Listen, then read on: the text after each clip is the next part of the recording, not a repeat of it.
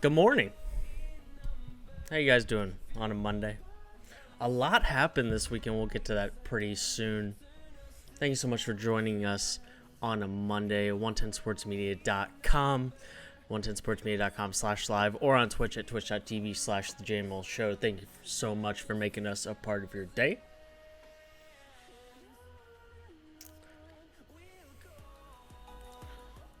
You had a little of everything this weekend. You really did. You have some baseball. We'll get to that at 11:40. The Bluejays got kicked out of Canada, basically. That's pretty funny, but a commentary yet again on the difference between how this country is handling the global pandemic and how every other country in the world is handling this global pandemic. We'll get to that at around 11:40. At 11:20, we'll talk about the impact players at the top of the Western Conference. You know, not LeBron and Kawhi. That's not who we're talking about. We're talking about these guys who really can have an impact on their team that aren't going to be talked about a ton. And if they have really great performances in the bubble, they could really make a difference, swing a series, swing a game, so on and so forth. So we'll get to that at 11:20. You know what I'm tired of? I'm tired of stories that are just not a big deal being a big deal because there are no sports.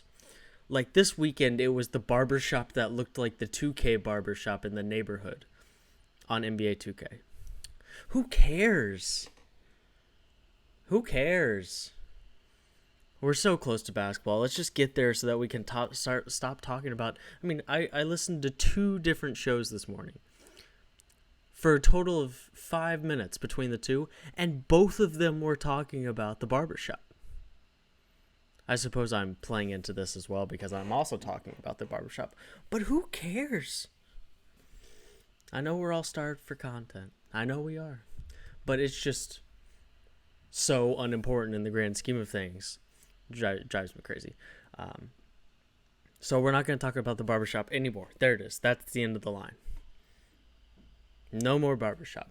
But like I said, at 11:20, we'll talk about impact players at the top of the Western Conference. Utah, Denver, Clippers, Lakers, Toronto Blue Jays, and Canada at 11:40. But where I want to start is with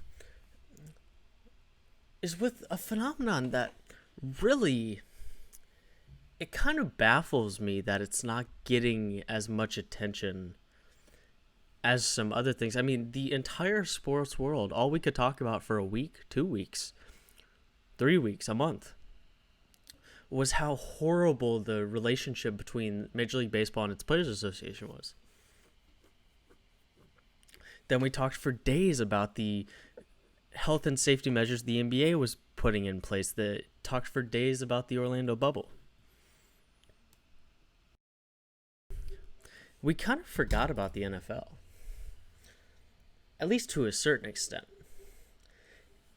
But we've gotten to Monday, July 20th. Monday, July 20th. Rookies are reporting to camp today. Most of them reporting tomorrow, but I think the Texans and the Chiefs, rookies, reporting to work today. And there is still no health and safety plan in place for the NFL. 6 months COVID-19 has been around. 6 months. The NFL had the luxury of ending their season right before all of this happened, not being impacted by it at all. And then they had the luxury of their return coming as late as possible, so they had so much time to make sure they got all of this right.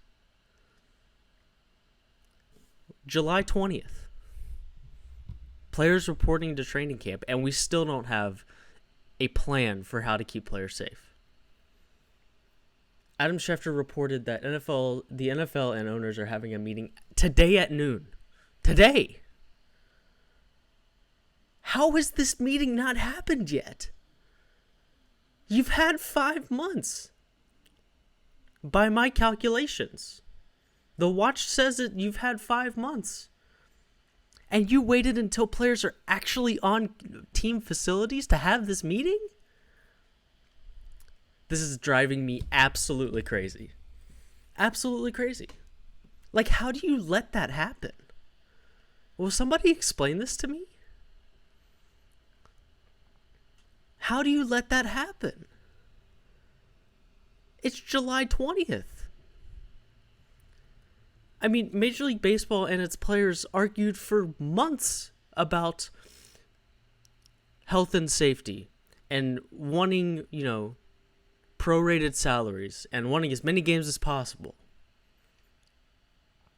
And they still had basically a month to prepare.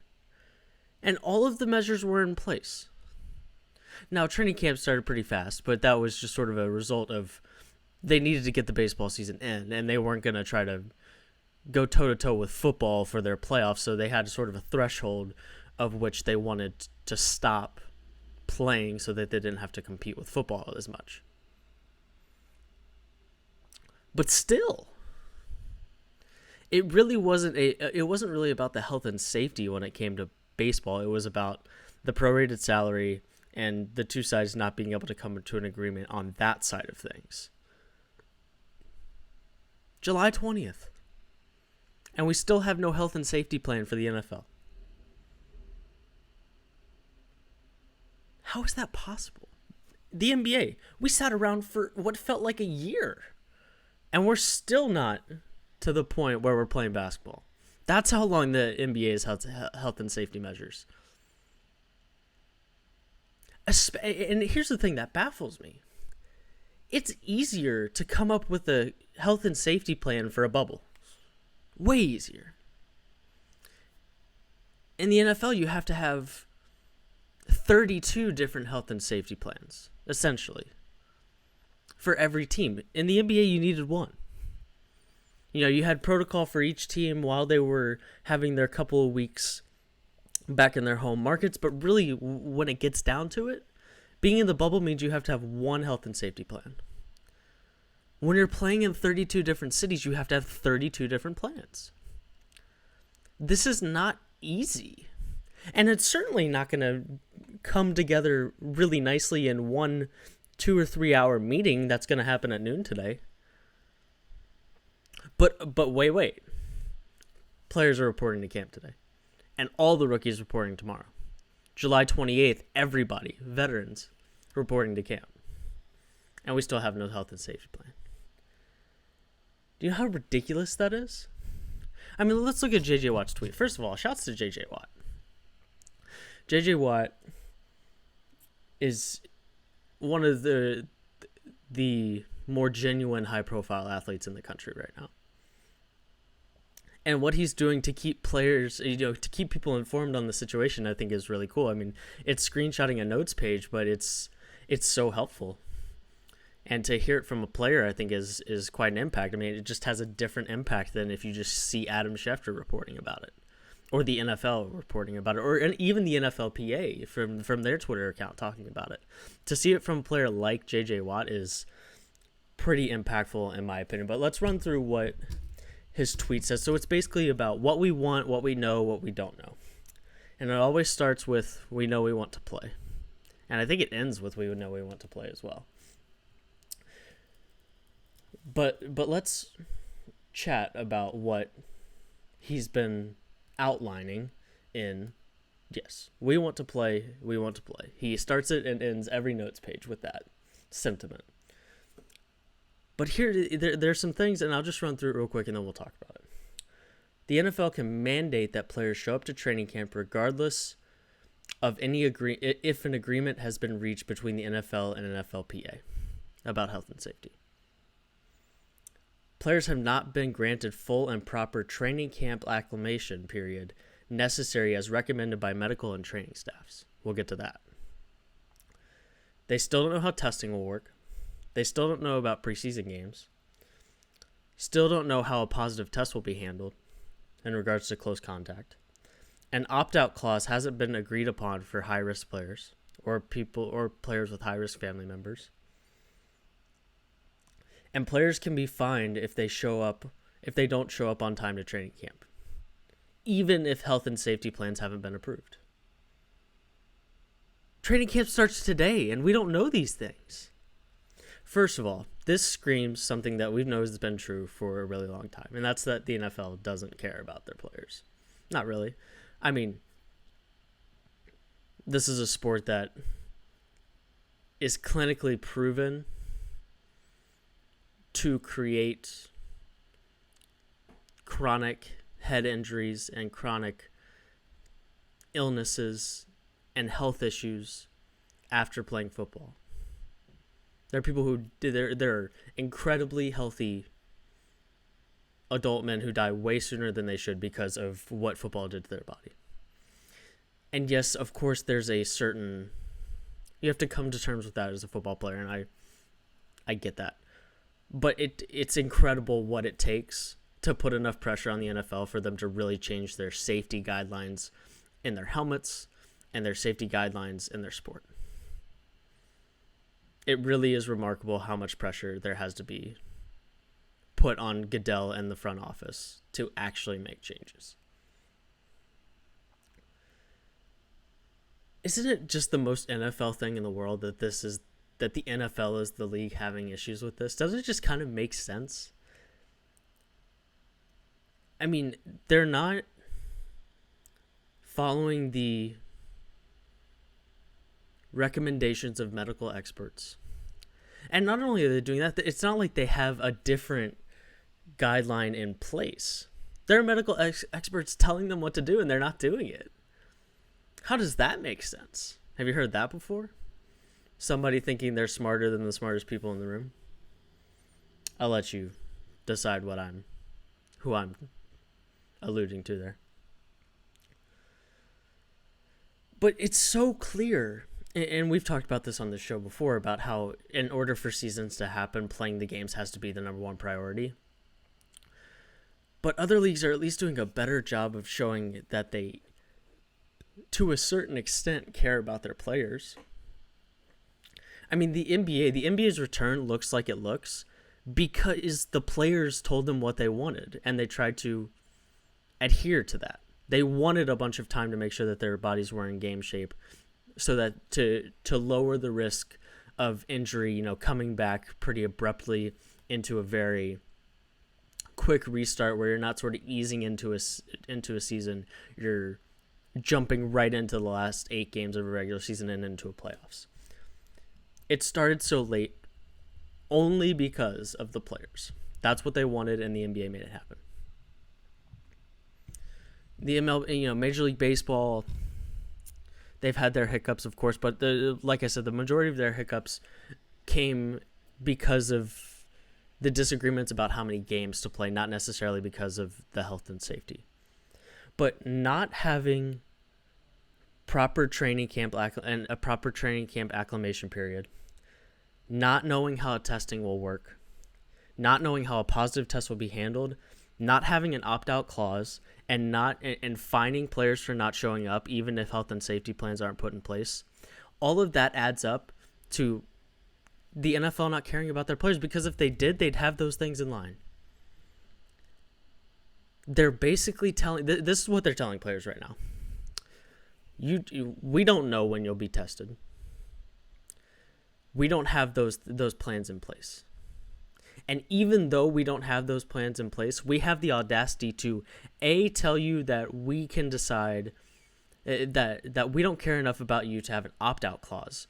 And we don't care enough about you that we're going to fine you if you decide that it's not worth the risk of your health and safety to come to training camp. We're going to fine you. Are you joking me? That's absolutely ridiculous. And the thing you have to remember here that the NBA in particular didn't have to worry about is they brought all their players to a bubble and said, until the last 8 teams are in the bubble, in the playoffs, you can't bring your family members. They said that so they don't have to worry about things like a player contracting the virus and then going home. For teams like, especially football, and baseball's playing 60 games in 66 days, so they're not going to spend a whole lot of time with their families, but they are going to have, a stretch where they play 2 series back-to-back at home and sleep in their own bed.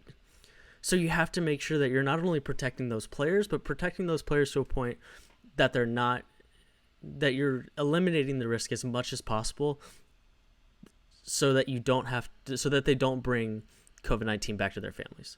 And football is going to be the same way. They're going to spend even more time. Because you fly somewhere on Friday, you're there on Sunday, either you get back on a plane Sunday afternoon or Monday morning, you're back home for 5 days. And then you do it again. Or if you're playing 2 games at home in a row and you're home for 2.5 weeks, but you're going to the facility every day and practicing, you're playing games against teams, you got to make sure that these players are safe, because they're inherently putting, just like, I'm certainly not comparing the importance of a doctor to the importance of an NFL player right now, but you put the measures in place for hospitals to keep the people in there safe, but to also keep the doctors and the medical staff safe, so that they can go back home and have to worry as little as possible about if they're bringing COVID-19 into their own homes. The approach should be the same here, and it's simply not. And as a result, the NFLPA organized a push on social media over the weekend, telling the NFL, listen, we want to play.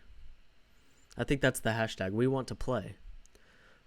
But give us the health and safety guidelines that we want. Act like you care about the health and safety guidelines that we need, so that we feel safe and protected playing the game. Because here's the thing. If you let one player step on a practice field with COVID-19, everybody's getting it. One lineman steps on the field with COVID-19, breathes right into the face of another lineman, COVID-19. Because basketball, of course, when you're playing 5-on-5, it's not the case, but you can have a basketball workout where you are pretty close to adhering to social distancing guidelines. Pretty close. It's not, it just can't happen in the NFL. You're sweating all over each other, you're tackling each other. But you've got guys like J.C. Treader, who's a Cleveland Browns lineman who is the president of the NFLPA, and then Patrick Mahomes, publicly on Twitter, calling out the NFL. Patrick Mahomes is the most important player in the NFL right now, and the face of the league, face of the sport.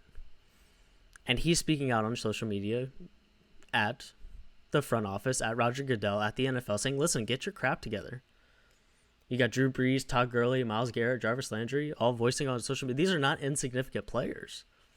And I don't want to make it completely about who's speaking up, but it's a little about who's speaking up and who the NFLPA has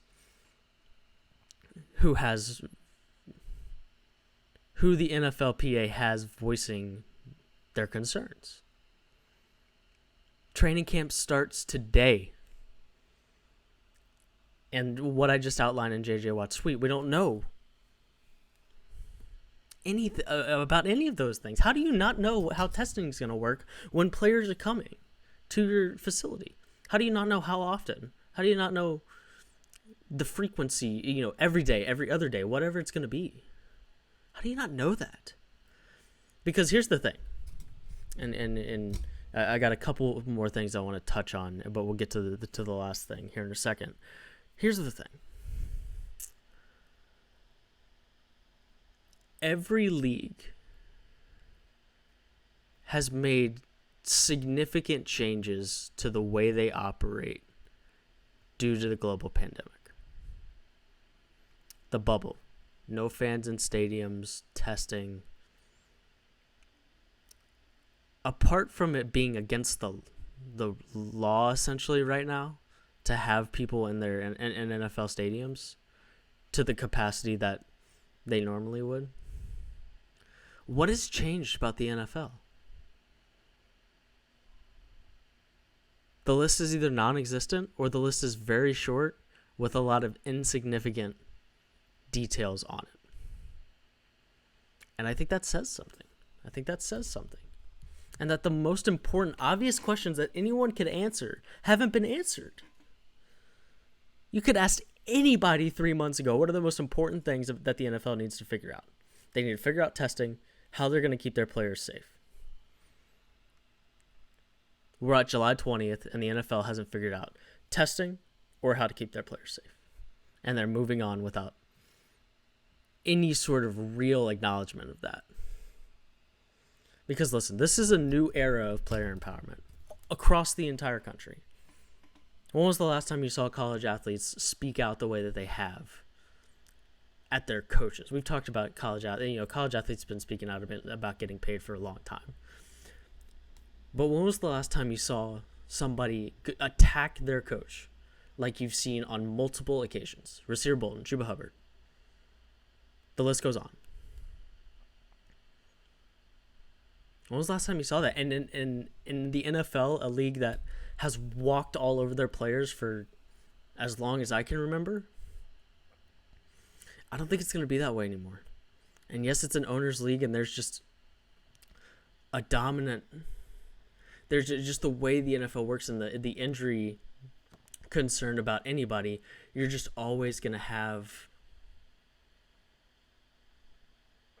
You're always going to have a dynamic where the owners have more power.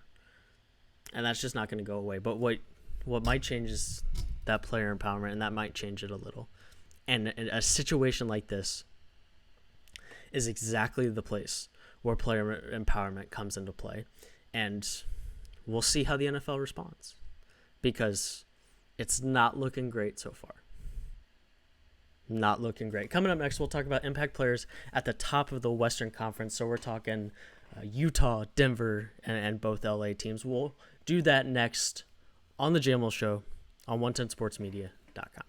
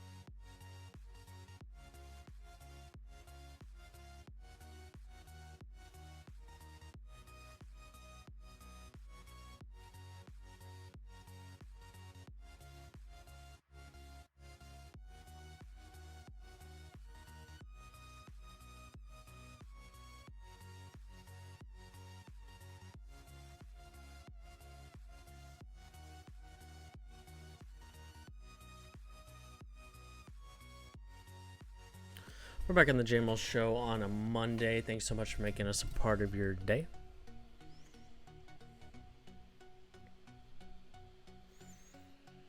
Let's get right into Western Conference impact players.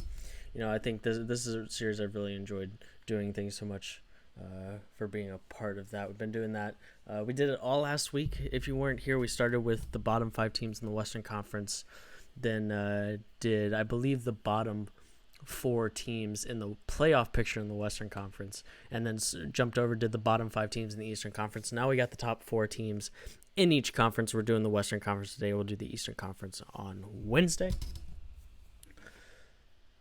But we'll start going in order from worst record to the best record. We'll start with Utah. I think in Utah, the impact player has to be Mike Conley. And the Jazz aspirations of really competing in the Western Conference in these playoffs drastically decreases without the presence of Bojan Bogdanovic. It just does. He's one of the better scorers on the team. He's averaging 20 points per game, I think, this season. And after Donovan Mitchell was 100% the most potent offensive threat on that team this season. So, from a production standpoint,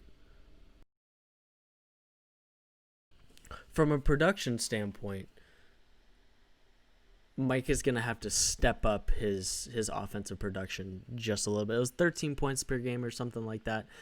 In the playoffs, it's going to need to go up to somewhere around 17, 18. If he can push 20, that'd be phenomenal.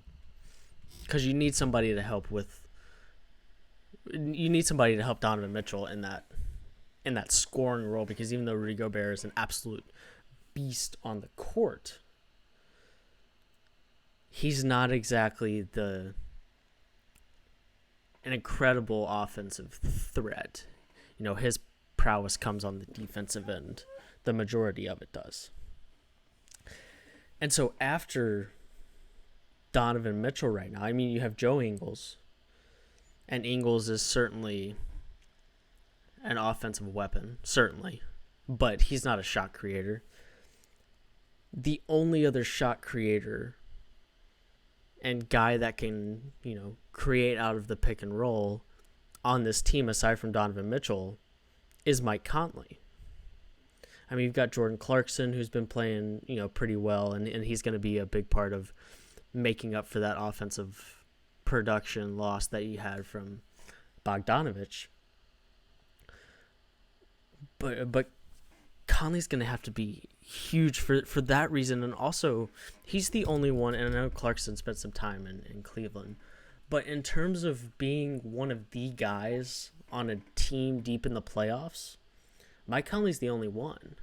He spent the first 7 years of the last decade going to the playoffs in Memphis, and went to the Western Conference Finals in 2013. He has that experience that nobody else has, because this Jazz team, people have been high on them for a couple of years now, but they still haven't, really pushed the envelope in the playoffs yet. And I don't think it's going to happen this year, but if they're going to have a chance for it to happen, you're going to have to see Mike put together a better performance over the next, month and a half, 2 months than you saw early in the regular season, because it just hasn't been phenomenal. Right now, he's averaging 13 points, 3 rebounds, 4 assists. But he essentially lost his starting job, which is never something I thought would happen when he went over to Utah. And this is still a guard that when Utah signed him, that you thought was going to make a big impact in Utah. I certainly did. And I'm certainly biased to Mike being from Memphis, and I'll gladly accept that. But this is still a guy that was supposed to make a really big impact on this team, and even though it's been a bit of a rocky start, there certainly is a chance he could do the same, and his leadership abilities in the playoffs are invaluable for sure. In Denver, I think it's Jmull Murray, and I think, it's because of the way the game is played right now, the game being NBA basketball, of course. It's just so hard for your best player to not be a guy that's a ball handler and have the guy who you can put the ball in his hands at the end of a game. You can just give him the ball and say, okay, get us a bucket. Pass him the ball in the inbounds. He can dribble up the court and you say, okay, get us a bucket. You can't tell Jokic to do that. Jokic is incredibly gifted, and don't get me wrong, and easily by far the best player on the team, and is certainly a guy who's quickly becoming one of the best players in the NBA. That's certainly true. But I think it's, to a certain extent, what's happening in Philly right now is that it's just so hard for your best guy like Embiid, like Jokic, to be your best player and your most impactful player, because the ceiling that player can take you is only so high. Just because the ball relative to LeBron, Paul George, Kawhi Leonard, Giannis, relative to that, the ball is just in their hands less. So as a result, they have less of an impact, relatively speaking. And that's just tough because of the way the game is played. So in Denver, I mean, in Philly, you have Ben Simmons, which is really helpful. I mean, 16, 8, and 8 is not exactly a bad second best player on your team. But Jmull Murray is ultimately the second best player on that Denver team. And he's got to be more consistent than he was in the playoffs last year. He's got to shoot it a little better. But he's the guy on that team that can create his own shot. And Jokic, when he has the ball, he's certainly a threat in multiple ways. But in terms of coming off a screen, making a defender miss, so to speak, Murray is that guy. And he's going to have to be huge in the playoffs if Denver is going to make any sort of deep run. But it's some sort of ball. And you can throw Gary Harris in there too. But it's that backcourt in Denver that's going to have to be really good in the playoffs, better than they were last year, to make any sort of deep run, just because it's so hard for your ceiling to be incredibly high the way that the game is played when your best player is a 7-foot interior presence.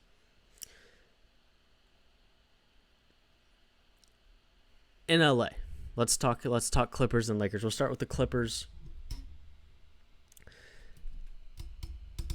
For the Clippers, I think it's Lou Williams, and that seems kind of like a cop-out, but it's Lou for a couple of different reasons. Even though Lou is the sixth man in the NBA right now, he's gonna be one of the 5 guys on the court for the Clippers in crunch time.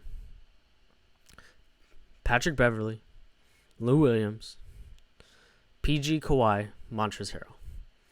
That's going to be the 5 in crunch time. You hope that... And so here's what... You got a couple things that come from this. One, Lou has been a good stats on an average at best team for a long time. I mean, the Clippers weren't great the last couple of years. He was in Houston. There were some good teams there, but he's never been anywhere close to the guy on a good basketball team. And he's not all that close to the guy on this team, but he's close enough to the guy on this team that he's going to be one of the 5 players on the floor in crunch time in the playoffs. He's never done that. And let's not forget that even though he plays starters minutes, he plays a lot more minutes against the second string squad of a team than any guy in the NBA who scores at his level. And that's not to discount what Lou does. I mean, he's absolutely phenomenal and continues to be phenomenal every year. That's certainly not what I'm saying at all. I mean, this year his stats are really good. Again, 18.7 points. He's dishing out 5 assists and pulling down 3 rebounds. Really solid. But crunch time in the playoffs, you're getting the other team's 5 best players the entire time. And that's just not the case in the regular season when you're a guy coming off the bench, even if you're playing starters minutes. 29.3 minutes per game this season. So there's 2 really big changes in the way that Lou usually operates, and he's just never been... This is a Clippers team that you'll be silly to think they can't contend for a title. You'll be silly to bet on them not making it to the Western Conference Finals. And Lou's going to be a really big part of that team going down the stretch late in games. And that's just something he hasn't really done before. So we'll see how he handles it. But apart from PG and Kawhi, I think he's the most important guy on that team, and especially with Harrell and the dynamic that those 2 guys have, they're one of the best pick and roll duos in the NBA for sure. And then in Los Angeles, the other team in Los Angeles, it's pretty clearly, in my opinion, anybody in the backcourt. I mean, we know what the issue is with the Lakers backcourt right now. You had Avery Bradley choosing, choosing to not go to the bubble, which is totally cool. You'll never hear anything from me about a guy, criticizing a guy for not wanting to go to the bubble. You'll never hear anything from me about that. But the Lakers were already going to have to find a way to replace him. And then you had Rondo, and I'm a big playoff Rondo fan. Playoff Rondo is an asset. And you can't convince me. The last time he played in the playoffs was 2017-18, and in 9 games with the Pelicans,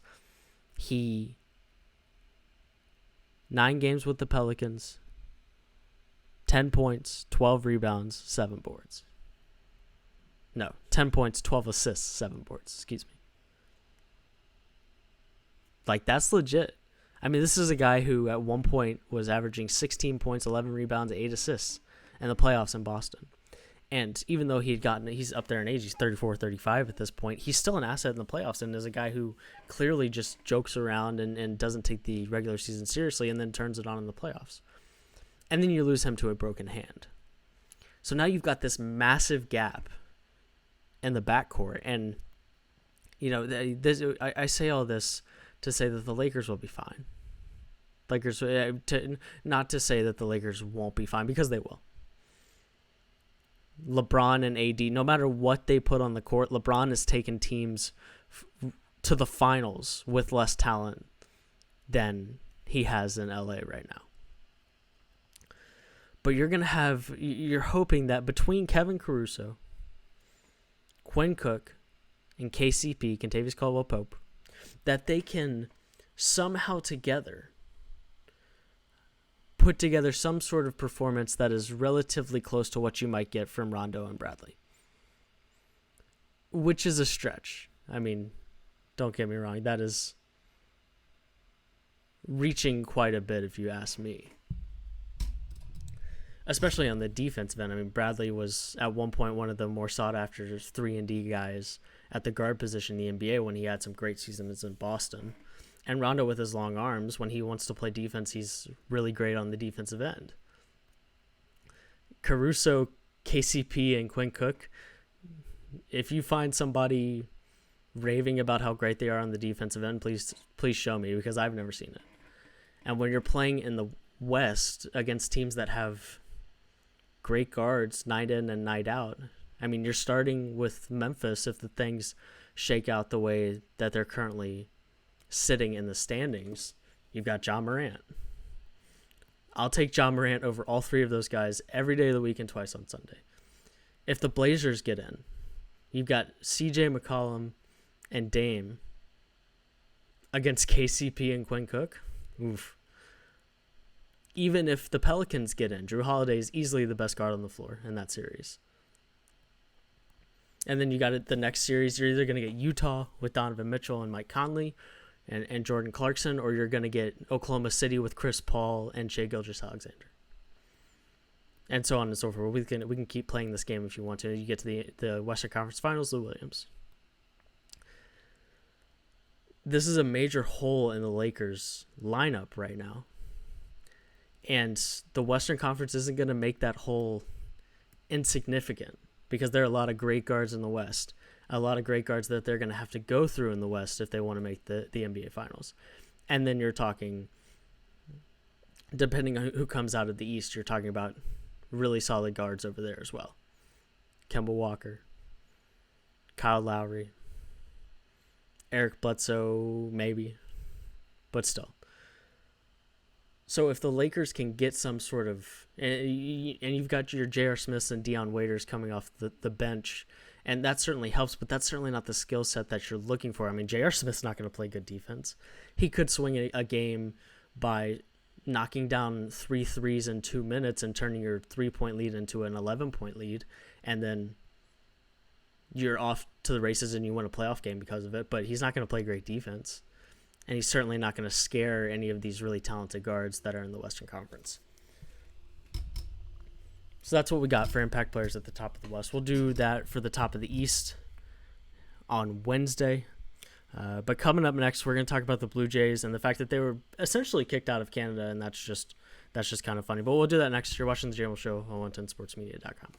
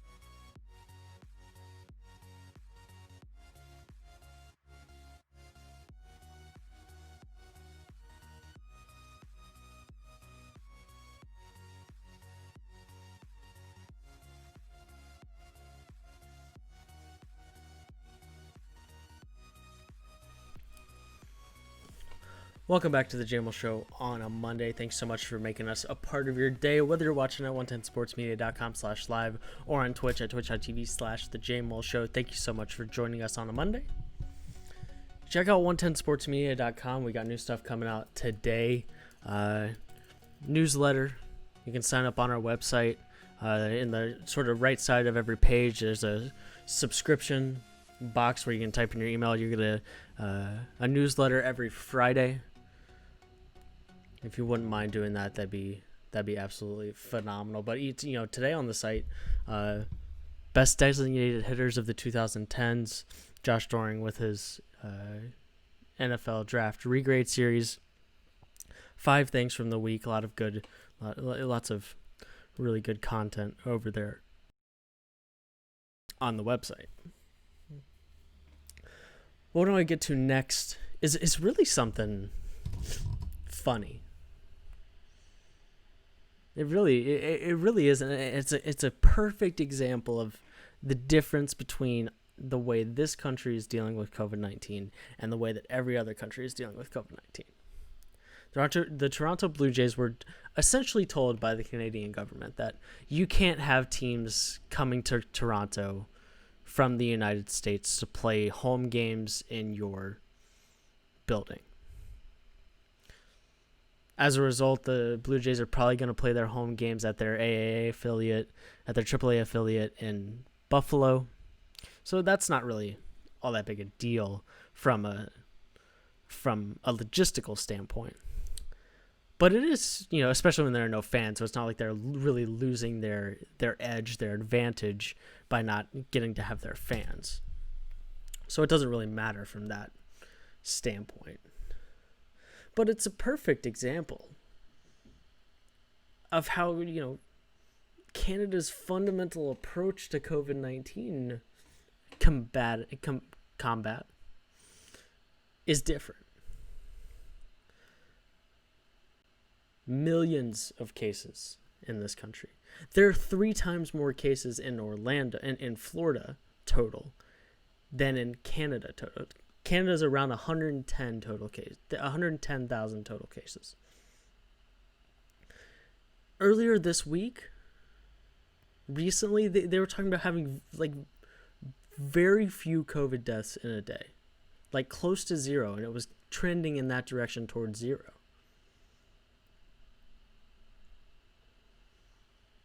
And they're still worried, and they're already worried about what the impact could be on provinces reopening some of their stuff, restaurants, that sort of thing, what that could do to the surge in cases. The situation Canada in is exponentially better than the situation that this country is in right now. Sports continue to go on without a hitch in this country. Baseball is going to start on Thursday. It doesn't seem like anything's stopping that at this point. Football is coming back today, as we talked about. Basketball is coming back next week. Soccer's been back for a while. Golf's been back for a while. And things, even though they're exponentially worse here than they were in April when everything was shut down, things can continue. And we've talked about that fundamental just change in perspective when it comes to what COVID-19, the place that COVID-19 has in the lives of United States citizens. But it's worse here than it was in April. Things just continue to get more back to normal from a activities standpoint, from sports in this country, entertainment. I mean, there were 20,000 people at a NASCAR race over the weekend. And Canada had almost 0 cases recently. 0 deaths. And they're still having their reservations about letting teams from the United States into Toronto, just flying into Toronto, playing a game, and leaving. Staying in a hotel that probably nobody else is staying in because, COVID-19. And then leaving and returning to the United States. And even Toronto and Canada, not even cool with that. Just a complete fundamental difference in the way that it's being approached there rather than how it's being approached here. because essentially the United States has stopped making decisions based on what the COVID-19 cases are telling us, because if we hadn't stopped doing that, then everybody would be under stay home order. Everybody. Like, think about that. It took one case back in March to shut down sports in this country completely. One. Rudy Gobert. One case. The entire sports world shut down. Now teams and players getting COVID-19 cases is just part of the deal. I mean, two teams in the MLS's back tournament said you buy because their entire team got it, but the tournament continued on, and that's not really to say that I mean, to a certain extent, I think it's silly that things continue to move along fairly normally. To a certain extent, I think that's silly. But I certainly get it. But it's really the only country. I mean, England came back with EPL and Bundesliga in Germany because cases started getting better. And we'll get to the UK and FYI here in a minute, actually. And they've continued to see a decrease in cases, a decrease in deaths, all of that. They've had less than 30 total cases.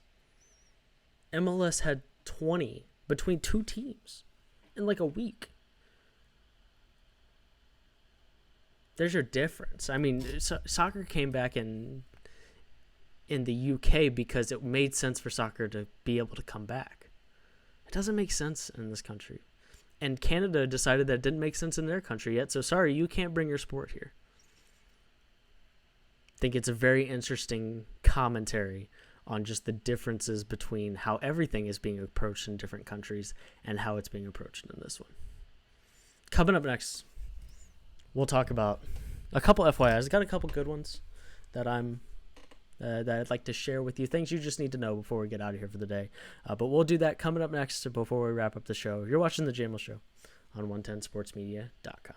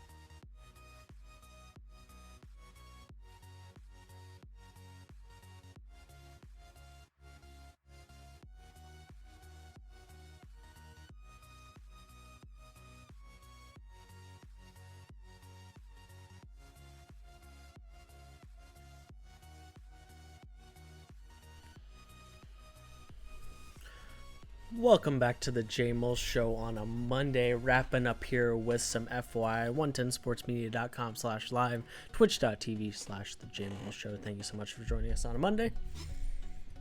FYI number one, and this is a stretch. You know, the spirit of FYI is, here's some things you need to know before we get out of here. This one's a stretch. I just find it entertaining. You think you could get two more opposite people than Mark Cuban and Ted Cruz? I mean, I guess not. I guess the answer to that question is yes, you absolutely can, just because they're both white men. So you could get a lot different. But from a how those two people approach life perspective, I don't think you can get all that different. But Mark Davis, who is seems like a sort of a talking head in Texas, said, tweeted something about as to the effect of, I'm so ready to be in on the Dallas Mavericks. So much promise, so much personality, but the minute one of them kneels during the national anthem, I'm out. And Mark Cuban quoted the tweet and just said, bye, which is funny. And then Ted Cruz took a screenshot of that and basically didn't add him, just subtweeted about Mark Cuban saying good luck with that, telling people in Texas telling people who would like people to stand for the national anthem in Texas to buzz off. He said, good luck with that. And to which Mark Cuban responded, have some balls for once at Ted Cruz. Speak to me. It's my tweet. You didn't need to know that, but I was laughing about it on Twitter. Just the optics of Mark Cuban and Ted Cruz fighting on Twitter made me laugh. On the PGA Tour side of things, Jon Rahm wins the Memorial, moves to number 1 in the world. You went from a really intriguing Workday Charity Open tournament to the most boring Sunday on the PGA Tour in a really long time. You've had a couple of playoffs already since the restart. But instead, you get Jon Rahm, who wins by 3 despite having a 2-shot penalty. At one point was like 8 shots ahead of the guy in second. I couldn't have been more bored. And that's how, the guy shot 75 and won by 6. No, excuse me, by 3. In the top 18, top 17, you had one guy shooting the 60s. 75, 74, 73, 72, 72, 74, 78, 73, 71, 71, 73, 72. You had only two or three guys under par. Just boring. Just kind of... It's so funny. It's the same golf course when we talked about this on Fridays. It's crazy how much differently the same golf course can play based on how much rain there's been and the rough, and because it played completely differently. Muirfield Village did this weekend compared to how it played for the Workday Charity Open a week and a half ago now. Tiger looked pedestrian at best. He made the cut on the number. He drained a 12-foot par putt, and at that point was one shot outside of the cut line, and throughout the day, because it was playing so tough, the cut moved from +2 to +3, so he got into the weekend and just looked kind of boring the entire time. He was at one point +7 or 8 on Sunday. He birdied the first hole of the tournament of the day on Sunday, and then was 6 over after that, and then had a decent end to his round, but very boring from Tiger, and we talked about that too. But just, it's hard to be sharp when you haven't played in forever, and he's not. He probably won't play again until the PGA Championship, and he probably won't play very well there either, because he doesn't play enough to be sharp on tour nowadays. He just doesn't. And it's been a really long time since he was solid since he was playing really well at the Zozo and played pretty well at the Farmers Insurance the last time you saw him prior to the Memorial. The UK shows why they are better than the United States again, signing, basically securing 90 million doses of a COVID-19 vaccine and neutralizing antidotes across, I think it was 3 different companies. The Oxford vaccine trials showing good results. Let's just all up and move to the UK. You guys cool with that? Let me know. I'm going to start packing, and we'll make the move as a squadron. Not that they would let us in the country, but you get my point. That's pretty awesome, though. In all seriousness, that's pretty awesome, and more good news to hear that we're at the point where making deals for vaccines is something that's happening. And no matter how you like, even if it's over here in this country, it's a good thing that vaccines are reaching the point where you're making, or governments are spending money on making deals with different firms to get that stuff into their population. I think they were putting together the pieces for a 500,000 person trial to see how it goes before releasing it to the entire country. But that's cool, and let's hope that, of course in the UK, how they do the medical side of things is a little different. Let's hope that with sort of the inevitabilities of what that's going to look like in this country aren't that big of a deal, and that we continue to move forward in getting vaccines to people so that we can maybe get back to some sort of a normal life. But I believe that's all we have today. Thank you so much for joining the Jmull show today. 110sportsmedia.com/live, 110sportsmedia.com, the written content over there.